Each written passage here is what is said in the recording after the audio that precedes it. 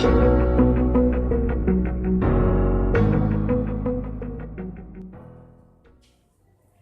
वालेकुम प्यारे बच्चों। तो बच्चों, जब ये लेक्चर मैं शूट कर रहा था तो तकरीबन एक 15 मिनट के लेक्चर के बाद मेरा माइक काम करना बंद कर दिया, यानी कि जो वो काम कर रहा था बराबर नहीं कर रहा था। वॉइस में थोड़ा सा का डिफेक्ट नज़र आ रहा है, यानी कि थोड़ी सी वॉइस बराबर नहीं आ रही।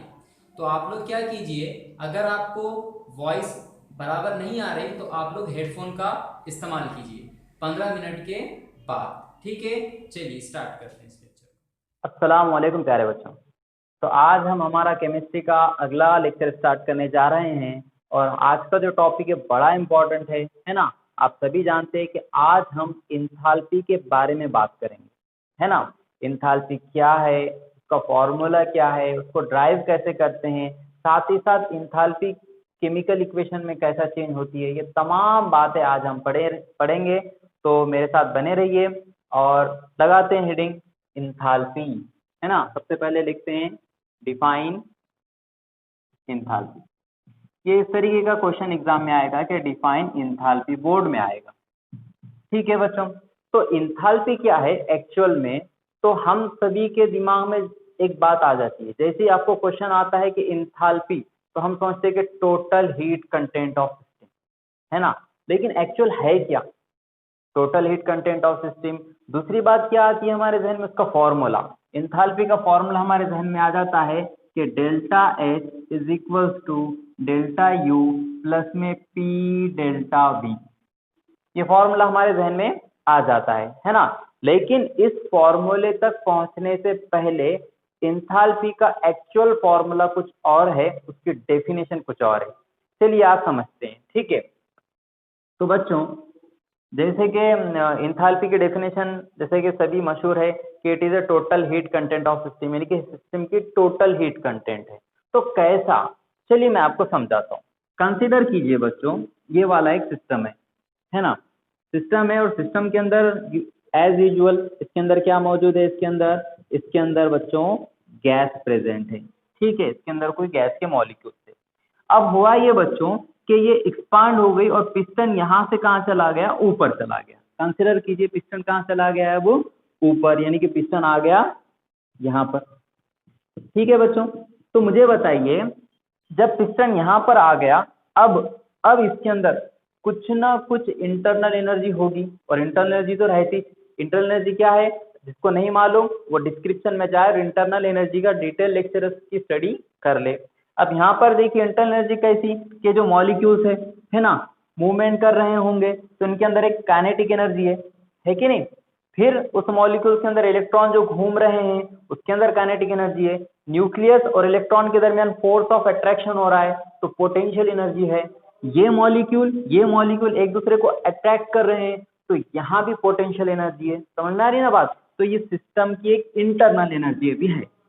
ठीक है, चलिए अब साथ ही साथ मुझे बताइए, इसका अभी वॉल्यूम कुछ ना कुछ होगा, है ना। अभी वॉल्यूम कुछ और था थोड़ी देर पहले, लेकिन अब वॉल्यूम क्या हो गया, चेंज हो गया। तो इस स्टेट पे इसका वॉल्यूम कुछ ना कुछ क्या हुआ बच्चों, चेंज हुआ, और इसका कुछ ना कुछ वॉल्यूम है। इसका वॉल्यूम है ना, तो इसका वॉल्यूम साथ में इसका प्रेशर। अब जो प्रेशर लेते हैं बच्चों वो हम कांस्टेंट प्रेशर लेंगे, एक्सटर्नल प्रेशर की बात कर रहे हैं। और एक्सटर्नल प्रेशर जो होता है हमेशा क्या होता है बच्चों, कांस्टेंट होता है ना। एक्सटर्नल प्रेशर, एटमॉस्फेरिक प्रेशर हमेशा क्या होता है, कांस्टेंट। तो वो ले लेते हैं यहाँ पर P। तो इतना सब मिलाने के बाद अब इस सिस्टम में कोई और एनर्जी है क्या, नहीं। अब इस सिस्टम की टोटल हीट हो गई, हाँ, तो इस सिस्टम की टोटल एनर्जी हो गई। इसी को कहते हैं हम H, यानी के इंथाल्पी, और इसको कहते हैं टोटल हीट कंटेंट। कैसे, कि सिस्टम की खुद की एनर्जी, इंटरनल एनर्जी, साथ ही साथ इसका वॉल्यूम जो है उस वॉल्यूम की वजह से एनर्जी। अगर हम प्रेशर लगाएंगे तो ये नीचे आएगा, वॉल्यूम चेंज हो जाएगा तो एनर्जी भी चेंज हो जाएगी। समझ में आ रही ना बात। तो फिलहाल हम क्या कर रहे हैं, इसकी टोटल हीट कंटेंट कितनी है, तो इसकी टोटल हीट कंटेंट है इसकी इंटरनल एनर्जी प्लस में इसका प्रेशर एंड वॉल्यूम। तो ये हो गया इंथाल्पी। आपको इंथाल्पी समझ में आ गया। इंथाल्पी क्या है, अगर इसकी डेफिनेशन पूछा तो हम क्या कर सकते हैं, इसकी डेफिनेशन हम इसके फॉर्म में भी लिख सकते हैं। इसकी डेफिनेशन बेहतरीन होगा कि अगर आप जब भी इसकी डेफिनेशन पूछी जाए तो आप उस डेफिनेशन को इक्वेशन के फॉर्म में लिखें और लिख दें it is defined as the sum of internal energy and pressure volume. Understand? ये थी इंथाल्पी। समझ में आई बात? तो इंथाल्पी की डेफिनेशन आप लिख लीजिए और साथ साथ ये फॉर्मूला वहां पर आप लोग नोट कर लीजिए। ठीक है, अब देखिए बच्चों, हाँ इंथाल्पी तो एक और चीज है, देखिए कि टोटल हीट कंटेंट कैसे निकालें सिस्टम की? नहीं निकाल, सिस्टम की टोटल हीट कंटेंट निकाल ही नहीं सकते हम। कैसा? देखिए फॉर्मूला क्या था अभी, H is equal to U plus में पी वी था, है ना। मुझे बताइए, मैंने आपको इससे पहले कहा था कि हम सिस्टम की कितनी इंटरनल एनर्जी है वो नहीं बता सकते। जब इंटरनल एनर्जी नहीं बता सकते हैं हम, तो यहाँ पर इंटरनल एनर्जी की वैल्यू क्या रखेंगे? कुछ भी नहीं, पता ही नहीं वैल्यू कितनी है कि उसके अंदर इंटरनल एनर्जी कितनी है। समझे ना? फोर्स ऑफ अट्रैक्शन कितनी है, इलेक्ट्रॉन के रिवॉल्यूशन की एनर्जी कितनी है, पता ही नहीं हमें। तो हम यहाँ पर इंटरनल एनर्जी रख सकते हैं क्या? नहीं। जब इंटरनल एनर्जी हम नहीं रख सकेंगे तो हम H यानी कि इंथाल्पी कैसे निकाल सकेंगे? यानी कि इंथाल्पी हम उतने आसानी से निकाल नहीं सकते। फिर क्या कर सकते हैं? तो हम चेंज निकाल सकते हैं, इंथाल्पी का चेंज, कि कितनी इंथाल्पी बढ़ी या कितनी कम हुई। जैसे कि मुझे एक बात बताइए, अगर किसी से क्वेश्चन किया गया या फिर मैंने कहा कि भाई ये जो बच्चा है बहुत ज्यादा होशियार है, ज़हीन बच्चा है, बहुत ज्यादा होशियार है, तो आप उसकी होशियारी को कैलकुलेट कर सकते हो कि निकाल सकते हो कि कितना ज़हन है? नहीं निकाल सकते ना। लेकिन आप उसको रिलेट तो कर सकते हो ना कि उस बच्चे ज्यादा मार्क्स आए, या फिर किसी चीज में वो बच्चा ज्यादा अच्छा परफेक्ट है, किस चीज में वो बच्चा क्या है, कम है। तो हम ये उसको कैलकुलेट नहीं कर सकते कि एग्जैक्ट कितना होशियार है। सिर्फ ये कर सकते हैं कि वो किसके कंपैरिजन में कितना ज्यादा अच्छा है। समझ में आ रही है बात? तो यहां पर भी हम सिस्टम की कभी भी इंथाल्पी कैलकुलेट नहीं कर सकते, लेकिन चेंज कैलकुलेट कर सकते हैं।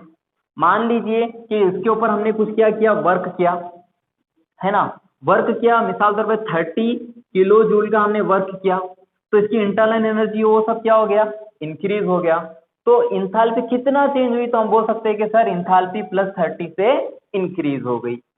या फिर ये ऊपर चला गया तो हम बोल सकते हैं कि इंथाल्पी थोड़ी सी डिक्रीज होगी, लेकिन इंथाल्पी एग्जैक्ट कितनी है ये हम नहीं बता सकते। समझ नहीं ना बात? तो चलिए अब इसकी हम चेंज इन इंथाल्पी देखते हैं। अगर इसकी डेफिनेशन लिखना है आप लोगों को तो मैं लिखा दूंगा, मसला नहीं है। ठीक है, चलिए ठीक है। इसकी डेफिनेशन क्या बनेंगी? इसकी डेफिनेशन बनेंगी it is defined as the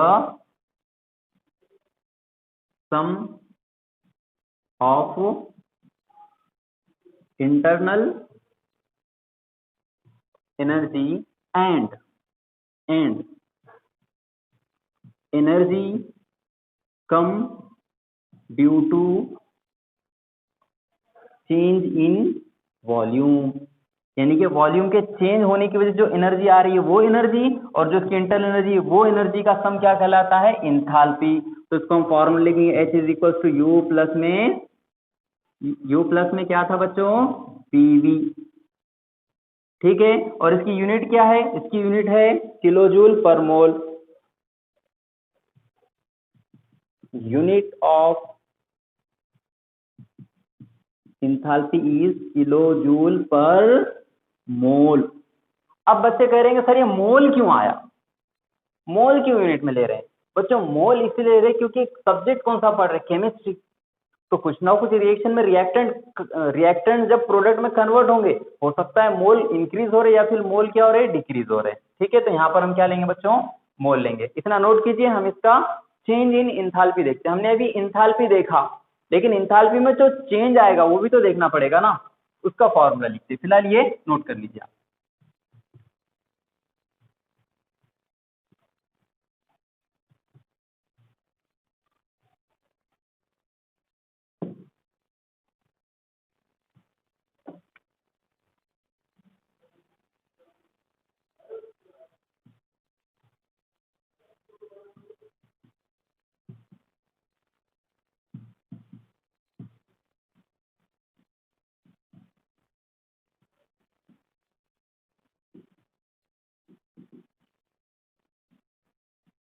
यानी कि कांस्टेंट प्रेशर पे इंथैल्पी में जो चेंज आ रहा है उस चेंज को हमें डिफाइन करना है, बताना है। तो क्वेश्चन क्या है, देखिए, define change in enthalpy at constant pressure. At constant pressure पर इंथैल्पी में कितना चेंज आया। बच्चों मुझे एक बात बताइए आप लोग कि अभी हमने इंथैल्पी देख लिए है ना, लेकिन इंथैल्पी का चेंज क्या होगा। इंथैल्पी तो हमें पता है H है, तो चेंज क्या होगा, डेल्टा H। और चेंज क्या रहता, फाइनल माइनस इनिशियल, यानी कि क्या रहता, H2 minus H1, H2 minus H1, final minus initial ना।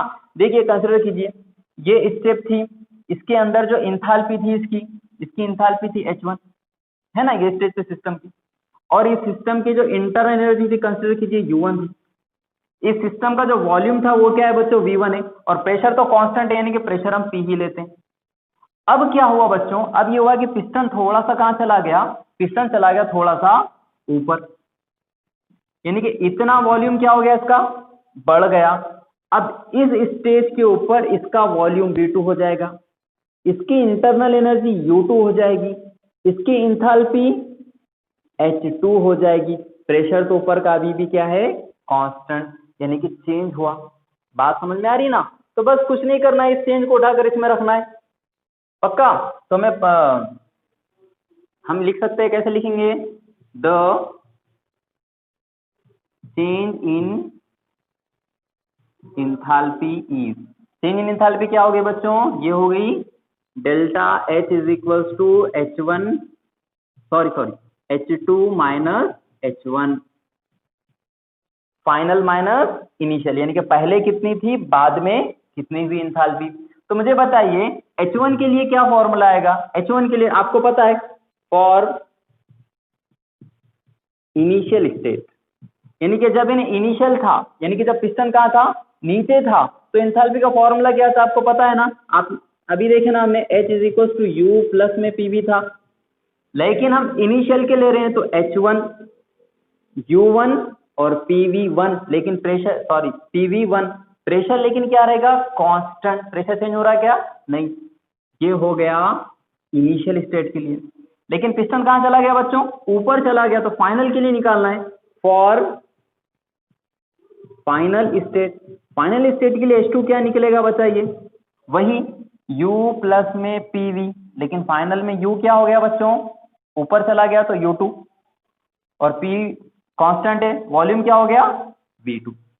समझ में आ रही है ना बात। चलिए इक्वेशन नंबर 3 और 2 की वैल्यू क्या में पुट करते हैं, 1 में, देखिए क्या होता है।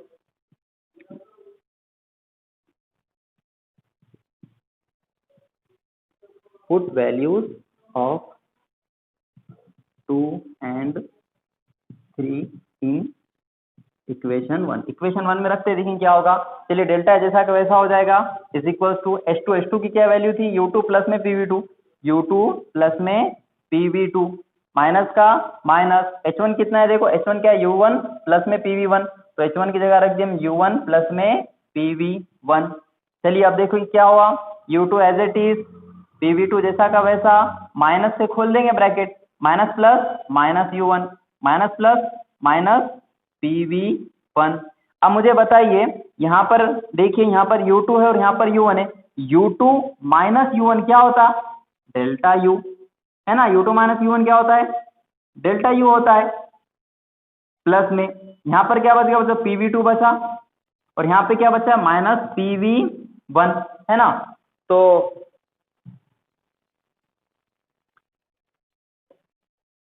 देखिए यहाँ पर delta H is equal to delta U plus में क्या कॉमन निकल सकता, प्रेशर कांस्टेंट है, कॉमन निकाल लेंगे हम, P क्या बचेगा, V2 माइनस में V1। अब आपको पता है बच्चों क्या, V2 माइनस V1 यानी कि फाइनल माइनस इनिशियल क्या होता है, डेल्टा V। तो U प्लस में P डेल्टा V, तो यहाँ पर डेल्टा H, ये हमारी फाइनल इक्वेशन है। फाइनल इक्वेशन हमारी अब आ गई, समझ में आई ना बच्चों। ये हमारी फाइनल इक्वेशन है किसके लिए, change in enthalpy at constant pressure. अब आपका काम है कि यहाँ पर लिख लें डेल्टा H क्या है बच्चों, डेल्टा H है चेंज इन इंथैल्पी है ना। चलो डेल्टा U क्या है बच्चों, चेंज इन इंटरनल एनर्जी, है ना। और P क्या है बच्चों, प्रेशर। और डेल्टा V क्या है बच्चों, डेल्टा V है चेंज इन वॉल्यूम। समझ में आई बात, ठीक है। चलिए इतना नोट कीजिए। तो बच्चों अब एग्जाम में ऐसे भी क्वेश्चन आ सकता है कि drive the relation between delta H and delta U, यानी कि डेल्टा एच और डेल्टा यू के दरमियान जो रिलेशन है उसको ड्राइव कीजिए, उसका फॉर्मूला, ये डायरेक्टली फॉर्मूला दे देगा और कहेगा कि इसे ड्राइव करके बताइए, ठीक है। तो ये क्वेश्चन बहुत इंपॉर्टेंट है, ये क्वेश्चन बोर्ड में पूछा भी जा चुका है, उसको अच्छे से आप लोग प्रिपेयर कीजिए, ठीक है। तो क्वेश्चन इस तरीके से आ सकता है एग्जाम में कि drive the relation between delta H and delta U, इस तरीके से क्वेश्चन आ सकता है। या फिर दूसरा क्वेश्चन कैसा आ सकता है, derive relation delta H minus delta U is equal to delta NRT, ठीक है बच्चों। तो अगर इस तरीके से क्वेश्चन आ जाए तो आपके लिए बहुत आसानी होगी, क्यों, क्योंकि आपको डायरेक्टली फॉर्मूला दे दिया है कि यही प्रूफ करना है, ठीक है। तो चलिए करते हैं, ठीक है।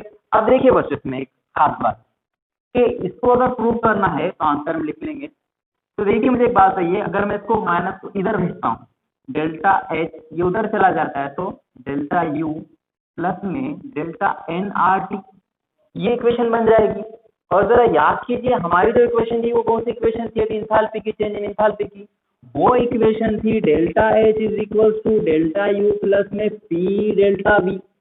अब ये इक्वेशन और इसमें क्या डिफरेंस है, कुछ भी नहीं।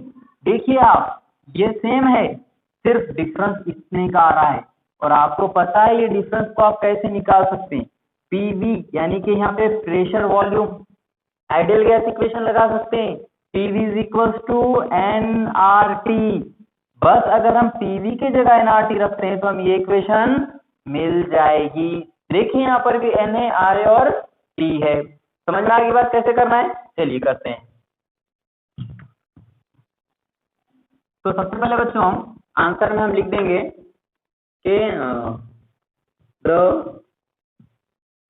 Equation of change in enthalpy is, हमारी जो चेंज इन इंथैल्पी इक्वेशन क्या है वो क्या है, delta H is equal to delta U plus में पी डेल्टा वी। चलिए हमें इसमें आइडियल गैस इक्वेशन रखना है तो ये पी डेल्टा वी को किस फॉर्म में लिखना पड़ेगा, करेक्ट, पीवी के फॉर्म में लिखना पड़ेगा। तो कैसे कर सकते हैं, चलिए देखिए, डेल्टा यू प्लस में P as it is, delta V की जगह क्या रखते हैं हम, V2 माइनस V1, समझ में बात। चलिए वही क्या करते हैं भाई, ब्रैकेट खोलते हैं, PV2 माइनस का माइनस PV1, तो ये हमारी इक्वेशन बनी, ठीक है। चलिए अब आइडियल गैस इक्वेशन क्या थी हमारी, आइडियल गैस इक्वेशन थी PV is equal to NRT, ठीक है। आइडियल गैस इक्वेशन बच्चों बहुत इंपॉर्टेंट है और ये 11th में आप लोगों ने पढ़ रखी है। तो देखते equation number 1, from ideal gas equation, ideal gas equation क्या करती है हमारी, PV is equal to NRT, लेकिन हम आपको यहाँ PV1 और PV2 है बच्चों, तो हम आपको ये इक्वेशन इनिशियल कंडीशन और फाइनल कंडीशन के लिए लगानी है। तो हम क्या ले लेंगे, PV1 is equal to NRT N1RT, और दूसरा क्या ले लेंगे हम, दूसरा क्या ले लेंगे, PV2 is equal to N2RT। ये हो गया इनिशियल के लिए, ये होगा फाइनल के लिए। बच्चे आप कहेंगे कि सर प्रेशर को P1 दीजिए, लेकिन मैंने कहा कि प्रेशर कांस्टेंट है, R क्या है, इसको R1 क्यों नहीं देंगे, क्योंकि गैस कांस्टेंट है, टेम्परेचर भी क्या है, कांस्टेंट आइसोथर्मल प्रोसेस है, तो यहाँ पर हम T1, R1 और P1 नहीं देंगे। बात समझ में आई। अब इन वैल्यू को कहाँ रखेंगे, इक्वेशन नंबर 1 में रखते हैं, put these values in equation 1 में रखते हैं। चलिए इक्वेशन 1 कैसा हो जाएंगे, देखिए, delta H is equal to delta U plus में PV2 कितना क्या है बच्चों, N2RT है ना, क्या है N2RT, तो यहाँ मैं लिख देता हूँ N2RT माइनस का माइनस, PV1 क्या है बच्चों, N1RT। चलिए डेल्टा यू, यहाँ से कॉमन क्या निकलेगा, RT, तो मैं यहाँ से RT कॉमन निकाल लेता हूँ, बचा क्या बच्चों N2 और N1, तो यहाँ आ गया N2 माइनस N1। आपको पता है फाइनल माइनस इनिशियल क्या होता है, चेंज यानी डेल्टा, तो यहाँ पे N2 माइनस N1 क्या हो जाएगा, डेल्टा N। तो यहाँ पर देखिए डेल्टा यू प्लस में RT और यहाँ पर क्या आ जाएगा, डेल्टा N। चलिए इसको लिख लेते हैं सही फॉर्म में, डेल्टा यू प्लस में डेल्टा N मैं पहले लिख रहा हूँ और फिर क्या लिख रहा हूँ, RT, और यहाँ क्या है बच्चों, डेल्टा H। अब सिर्फ मैं डेल्टा यू को इधर ला लूंगा तो हमें ये इक्वेशन मिल जाएगी, वैसे ये भी हमारी फाइनल इक्वेशन है। तो चलिए देखिए delta H minus delta U is equal to delta NRT, हमने इसे प्रूफ कर लिया। ठीक है, अब आप नीचे लिख लीजिए डेल्टा H क्या है, डेल्टा यू क्या है, डेल्टा N क्या है, R क्या है और T क्या है। तो नहीं बच्चों, चलिए तो मैं इसे रफ करता हूँ। चलिए बच्चों, तो अब एग्जाम में अगर इस तरीके से क्वेश्चन आ जाए कि delta H is equal to delta U कब होगा, यानी कि कौन सी ऐसी कंडीशन है जिसके ऊपर इंटरनल एनर्जी और अपनी जो इंथैल्पी है दोनों इक्वल हो जाते हैं।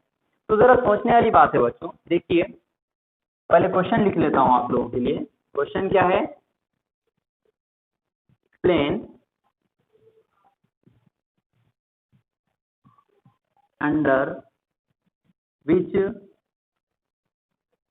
condition delta H is equal to delta U, किस कंडीशन पर बनते हैं बच्चों। तो ये कंडीशन समझने के लिए अगर हम इसका फॉर्मूला समझ जाएंगे तो हम बता सकेंगे कि किस कंडीशन पर डेल्टा H और डेल्टा U इक्वल हो जाते हैं। चलिए मैं फॉर्मूला लिखता हूँ। फॉर्मूला क्या था कि delta H is equal to delta U plus में P डेल्टा V।